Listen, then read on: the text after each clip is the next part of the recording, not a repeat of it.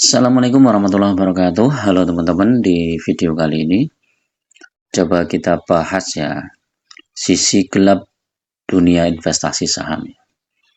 Jadi khususnya bagi teman-teman yang pemula yang baru masuk di dunia investasi saham ya mungkin perlu banyak mencari informasi ya bahwa di dunia saham atau investasi saham itu banyak sisi-sisi gelapnya ya.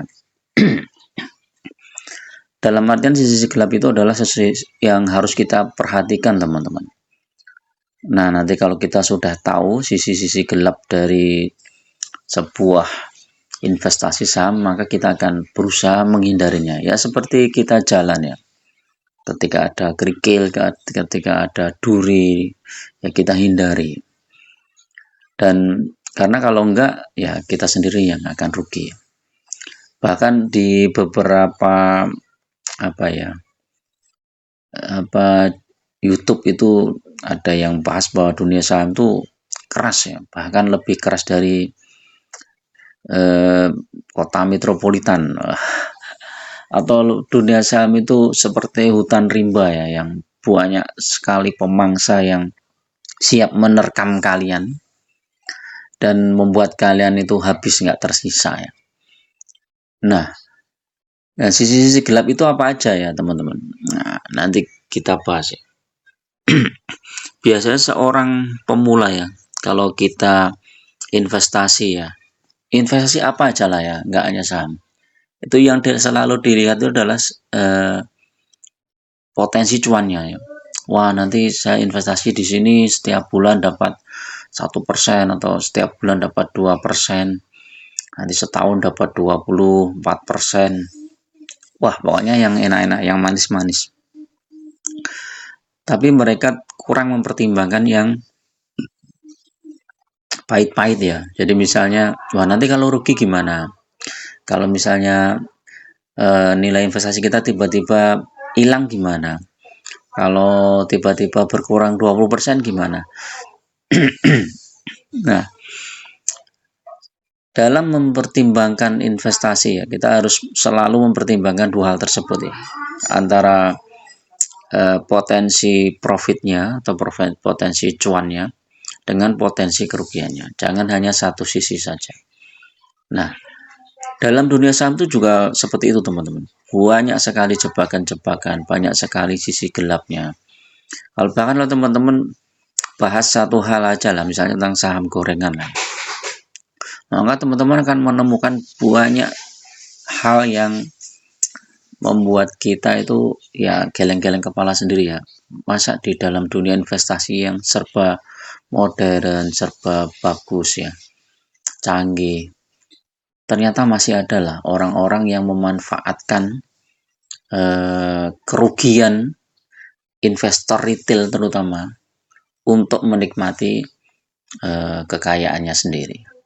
Ya, bandar saham yang saham-saham gorengan itu sebenarnya kan mereka cuman ingin tujuannya itu menjebak retail ya. Dia menggoreng saham A, digoreng sampai tinggi, begitu udah sampai tinggi dia jual langsung ya. Dan akhirnya saham A itu bisa terperosok sampai berdarah-darah, bisa 90%, bisa tinggal 5% atau bahkan bisa sampai delisting ya. Mereka nggak peduli ya. Yang penting mereka itu punya dapat dana ya, dapat cuan. Nah, seperti itu teman-teman harus paham ya. Kalau nggak paham, wah bahaya banget ya. Kita masuk begitu lihat saham, wah ini saham ini kok naik tinggi ini 10%, 20%, besoknya lagi naik 20%, besoknya lagi naik 20%. Itu udah harus waspada. Nah, itu pentingnya informasi teman-teman ya.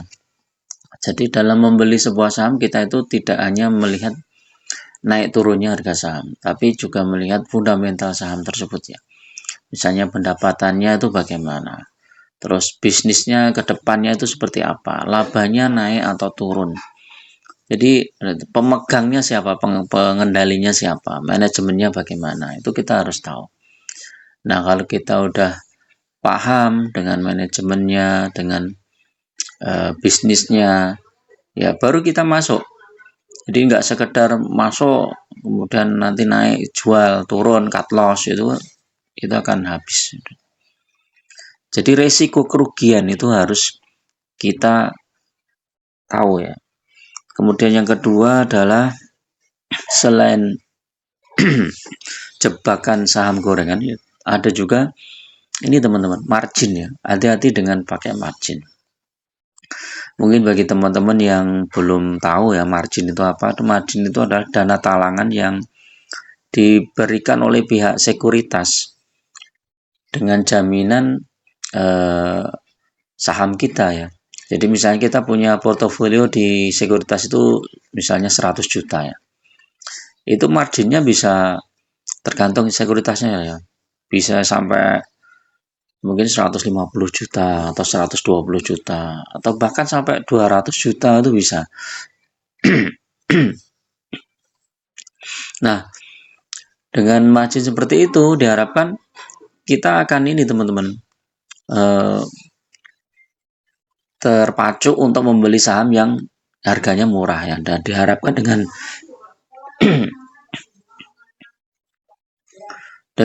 harga yang murah nanti naik harga sahamnya terus kita jual,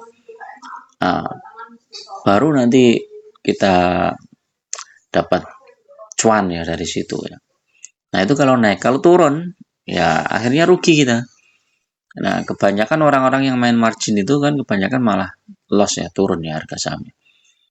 Dan ketika harga sahamnya turun terpaksa dia harus jual. Nah dengan terpaksa harus jual dia kan cut loss ya, rugi. Maka makin lama makin portofolionya makin habis dan itu akan membuat cepat sekali portofolionya habis ya. Jadi disitulah jebakan yang kedua ya, atau sisi gelapnya. Dan itu masih ada permainan bandar tuh masih ada, selalu ada lah sebenarnya permainan bandar itu selalu ada. Dan kita harus benar-benar tahu ya, kalau teman-teman trading scalping itu ya akhirnya terjebak di situ. Jadi usahakan ya teman-teman tahu ya, oh ini saham-saham seperti ini harus kita hindari, saham-saham yang gorengan, saham pakai margin itu harus kita hindari. Terus yang ketiga short selling ya, short selling itu juga harus bahaya tuh teman-teman, harus dihindari juga ya, karena kalau margin itu kita beli saham berharap sahamnya naik, tapi kalau short selling itu kita beli saham berharap sahamnya turun. Kalau dengan sahamnya turun kita akan untung, karena kita cuma mengembalikan jumlah saham yang kita pinjam gitu kan. Jadi kalau harganya turun dia malah untung. Nah ini yang membuat investor-investor retail itu akhirnya banyak terjebak di situ ya, seperti ya permainan judi lah ya. Akhirnya susah banget ya kalau orang udah kejebak di saham gorengan atau main margin, short selling itu akan susah sekali keluar. Karena apa? Ya kan mentalnya tuh udah, mindsetnya tuh udah kejebak di situ. Dan ini sisi gelap. Dan ini yang membuat banyak investor saham atau yang retail itu bangkrut ya. Mungkin kalau teman-teman lihat ya, dari 100 orang di sekitar teman-teman, mungkin yang berhasil di dunia saham nggak nyampe 90%, nggak nyampe 10%. Yang 90% itu gagal. Yang 10% pun itu hanya bertahan berapa tahun gitu, nanti gagal lagi. Ya karena kebanyakan mereka terjebak di situ, di main margin, kemudian saham gorengan, scalping, trading yang habiskan banyak waktu, dan cuannya pun ya kadang-kadang cuan, kadang-kadang loss itu. Tapi kebanyakan loss akhirnya ya habis. Nah, di tahun 2025 ini ya, kira-kira bagaimana? Apakah masih ada ya? Masih teman-teman ya, model-model seperti itu tuh masih. Jadi kalau teman-teman tiba-tiba lihat berita ya, misalnya, woi saham ini potensinya bagus, naiknya sekian, harga sahamnya mau naik diangkat ke sini. Nah, itu teman-teman harus hati-hati, apa benar gitu kan, harus dikaji betul ya. Kalau track record sahamnya itu seperti apa, manajemennya seperti apa. Kalau manajemennya itu sukanya pom-pom ya, suka membesar-besarkan sesuatu, terus habis itu kita masuk ya kita akan rugi sendiri ya. Begitu kita masuk harganya saham dibanting. Termasuk berita-berita yang nggak bagus ya, misalnya tebar vir dan lain-lain. Kita harus tahu ya, saham yang apa yang kita bidik itu bagus apa enggak. Kalau kok saham itu bagus tapi tiba-tiba kok beritanya negatif terus, terus harga sahamnya juga beberapa hari ini turun gitu. Nah, teman-teman harus tahu, ya ini sebenarnya saham bagus, tetapi kok harganya turun ya kita masuk. Jadi nggak serta merta ya, karena berita itu kadang mengambil manfaat ya terhadap investor retail ya, yang terutama yang nggak ngerti ya, investor pemula, investor saham yang ini nggak ngerti itu lihat berita ini langsung gitu, bereaksi. Nah, tahun 2025 ini termasuk tahun yang cukup berat teman-teman. Karena apa? Faktor global itu sangat berpengaruh. Ini kan udah perang dagang antara Amerika dan Cina itu udah luar biasa itu. Nanti sekarang aja imbasnya sudah harga minyak turun, harga batu bara turun. Dan saham-saham sektor finansial juga turun walaupun sempat naik sebentar. Jadi kita harus tetap waspada ya. Kalau teman-teman punya dana ya, kita harus tetap punya dana cadangan.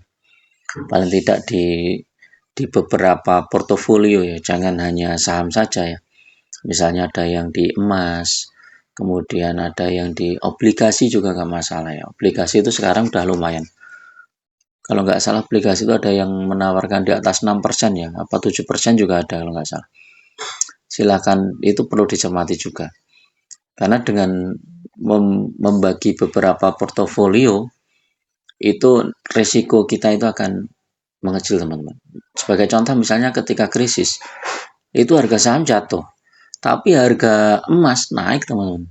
Harga emas naik, deposito juga naik, obligasi juga naik. Jadi seperti itu.